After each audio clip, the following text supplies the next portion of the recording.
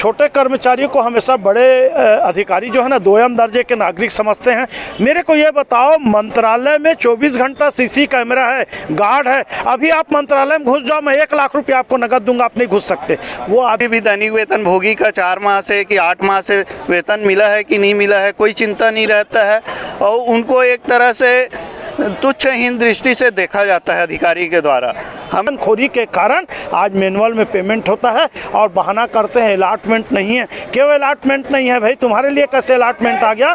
कुल मिलाकर के हमारे दिवंगत कर्मचारियों को उसी प्रकार से कम 5-5 लाख रुपए अनुदान मिलना चाहिए और जिस पद पर वो कार्यरत थे उनकी पत्नी या बच्चों को उस पद में दैनिक वेतन भोगी सही अनुकंपा नियुक्ति इसलिए देना चाहिए कि हमारे ये निर्णय है। हम लोग भी कसम खा लिए हैं जब तक हमारा मांग पूरा नहीं होगा 5600 जो दैनिक वेतन भोगी हम लोग वन विभाग से हैं, सबका भले लाश चला जाएगा, लेकिन हम लोग यहाँ से धरना स्थल से नहीं उठेंगे।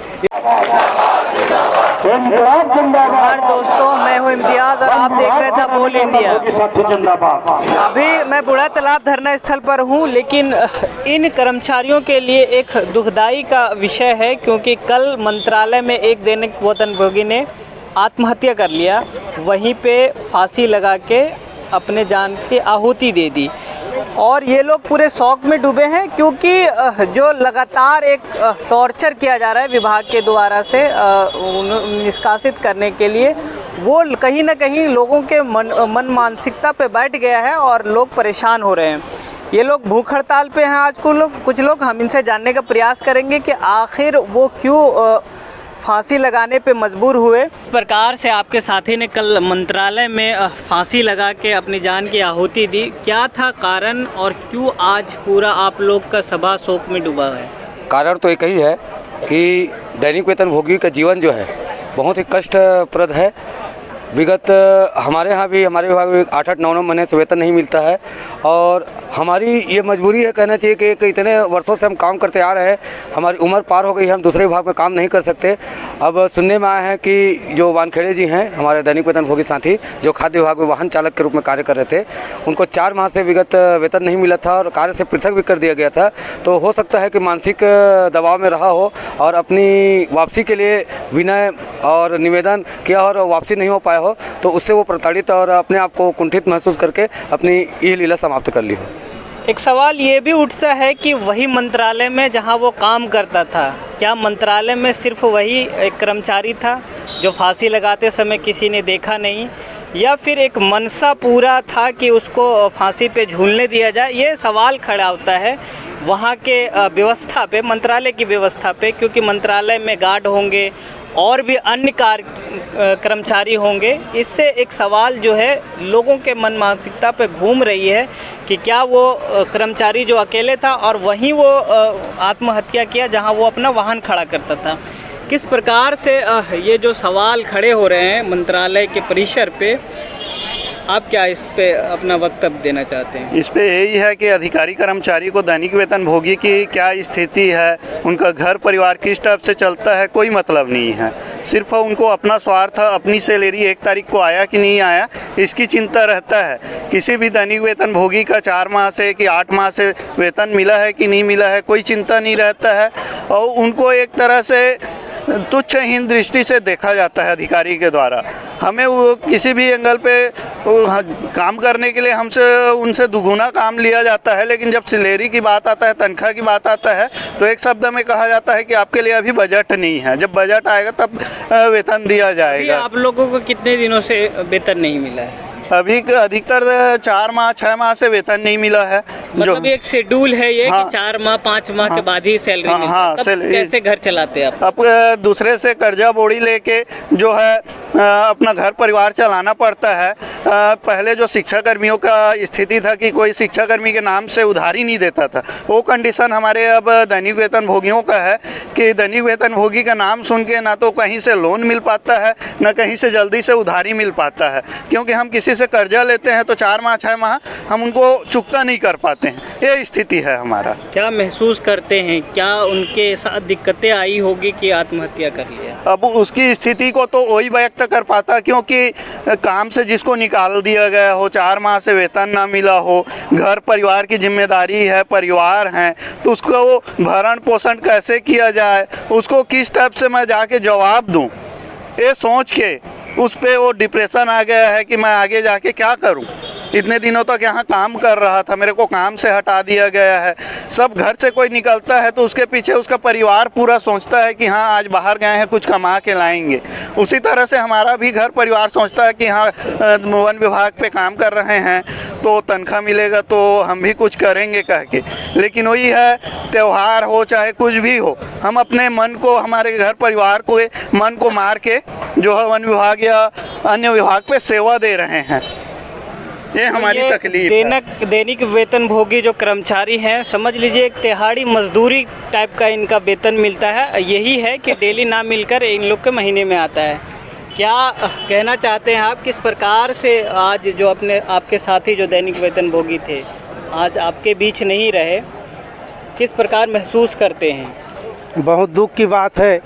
जिस टाइम में अभी हमारे दैनिक वेतन भोगी साथी यहाँ हड़ताल में डटे थे, हड़ताल में जाने के बाद उनसे काम से पृथक किया गया।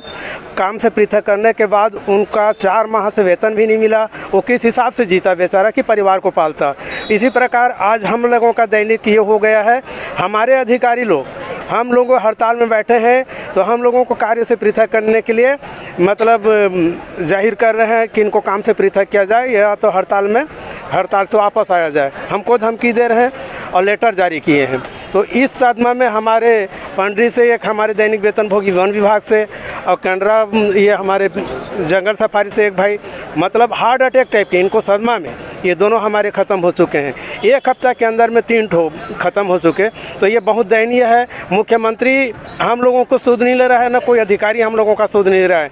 हमारा दैनिक जो है दिनों दिन मनोबल घटते जा रहा है। उनका कहना है हम लोगों का बल टूटे तो हम लोग इनको हड़ताल से ख़त्म करें ताकि ये लोग वापस जाएं और हमारा काम बन जाए। तो हम लोग का भी ये निर्णय है। हम लोग भी कसम खा लिए हैं जब तक हमारा मांग पूरा नहीं होगा। 5600 जो दैनिक वेतन भोगी हम लोग वन विभाग से हैं, सबका भले लाश चला जाएगा, लेकिन हम लोग यहाँ से धरना स्थल से नहीं उठेंगे। यही हम लोगों का मांग है। एक तरफ आप लगातार मनोबल बढ़ा रहे हैं कर्मचारियों का, दूसरी ओर ये घटनाएं सुनने को मिल रही, किस तरह से आप देखते हैं? देखिए, मेरा तो सीधा आरोप है जो 3 दैनिक वेतन भोगी कर्मचारी अभी दिवंगत हुए हैं, इसके लिए सीधा राज्य सरकार का वो अधिकारी दोषी है जिसने ये धमकी भरा पत्र जारी किया कि आप लोगों को नौकरी से निकाल करके नया नौकरी में रख लेंगे। 4-4 महीना 6-6 महीना तनख्वाह नहीं मिलता। मैं आपको बता दूं, मुख्यमंत्री जी आदेश कर दें कि जब तक दैनिक वेतन भोगी कर्मचारियों को वेतन नहीं मिलेगा उस विभाग के अधिकारी का वेतन नहीं निकलना चाहिए। आप देखना हर महीने 1 तारीख को आ जाएगा। हर चीज़ ऑनलाइन है। 1000 रुपये से ऊपर पेमेंट होना है, ऑनलाइन पेमेंट होना है। आधार कार्ड में अंगूठा, राशन कार्ड में अंगूठा, तमाम चीज़ जब ऑनलाइन है तो मेरा वन विभाग के दैनिक वेतन भोगी कर्मचारियों का वेतन सीधा उनके खाते में क्यों नहीं जा सकता? चूँकि बीच में कमीशन खाना है, चमकाना है। 4000 को 3500 देना है, 2000 को 1800 देना है। ये कमीशन खोरी के कारण आज मैनुअल में पेमेंट होता है और बहाना करते हैं अलॉटमेंट नहीं है। क्यों अलॉटमेंट नहीं है भाई? तुम्हारे लिए कैसे अलॉटमेंट आ गया? कुल मिला करके हमारे दिवंगत कर्मचारियों को उसी प्रकार से कम 5-5 लाख रुपए अनुदान मिलना चाहिए और जिस पद पर वो कार्यरत थे उनकी पत्नी या बच्चों को उस पद में दैनिक वेतन भोगी सही अनुकंपा नियुक्ति इसलिए देना चाहिए कि हमारे माननीय मुख्यमंत्री उत्तर प्रदेश में चुनाव था, वहाँ दिवंगत हुए थे, 50-50 लाख दिए थे। अपने छत्तीसगढ़ से जिसके वोट से जीतते हैं कम से कम 5 लाख का अधिकार उनका बनता है और उनको मिलना चाहिए। और ये अधिकारी को मैं चेतावनी दे रहा हूँ जो ये आदेश जारी कर रहे हैं कि आपको नौकरी से निकाल देंगे, नया भर्ती कर लेंगे, ये मेरा दैनिक वेतन भोगी कर्मचारी उस अधिकारी का नाम पता याद रखेगा। जब जनप्रतिनिधि चुनाव लड़ने आएंगे तो उनको ये मेरे दैनिक वेतन भोगी बोलेंगे हम आपको नौकरी से निकाल रहे हैं, नया नियुक्ति करेंगे, तब समझ में आएगा इक्विटी बिफोर लॉ, कानून के समक्ष समानता का अधिकार क्या होता है। कई सवाल खड़े होते हैं क्योंकि जिस परिसर में आत्महत्या किया है उस युवक ने, वहाँ और कई अन्य लोग होंगे, क्या उन्होंने देखा नहीं या देखिए, छोटे कर्मचारियों को हमेशा बड़े अधिकारी जो है ना दोयम दर्जे के नागरिक समझते हैं।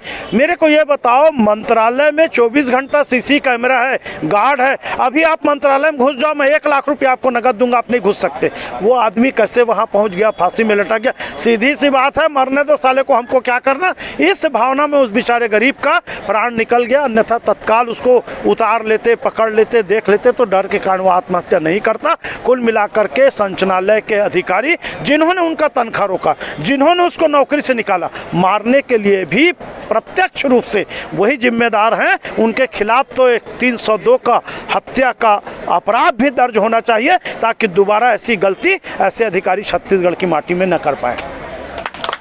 तो ये दैनिक भोगी वेतन कर्मचारी हैं और लगातार अपने मांगों को लेकर डटे हुए हैं, और इसके इतर जो घटनाएं घट रही है वो नाकाबिले बर्दाश्त है, और लोगों ने कहीं ना कहीं कई सवाल खड़े हो रहे हैं इस व्यवस्था पर, अधिकारियों के उस मानसिक पटल को लेकर जो लगातार इनको दबाने का काम कर रहे हैं। आप देखते रहे द बोल इंडिया, मैं हूँ इम्तियाज़।